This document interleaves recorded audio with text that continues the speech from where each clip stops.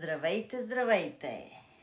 Вие сте с мен, Велимира Василева, вашият Life and Executive Coach. Имам в 12 часа една среща и тази среща е свързана с интервю. Интервю с хора, които искат да използват моите услуги. Сега, това време до моето интервю, реших да го споделя с вас. На гости сте в моя дом, в моята немска квартира. Знаете, че от 22 година живея в Германия.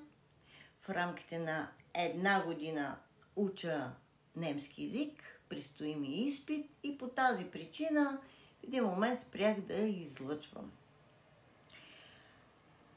Може някой от вас да каже: добре ти си коуч, ти си психолог, ти работиш с ограничаващи вярвания. Защо спря? Спрях, защото всеки един от нас има изпитания по пътя си, дали той може да устои на своите ограничаващи вярвания. Обичам да казвам, че ограничаващи вярвания в живота ни са като стоперите на ските.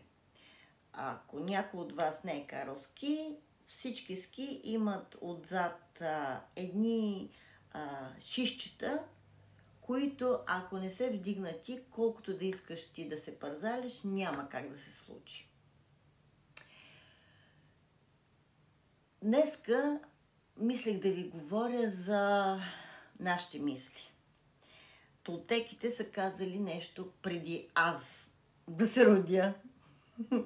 Преди изобщо съвременното общество, което консуматорско да се съгради, толтеките са казали нещо много интересно.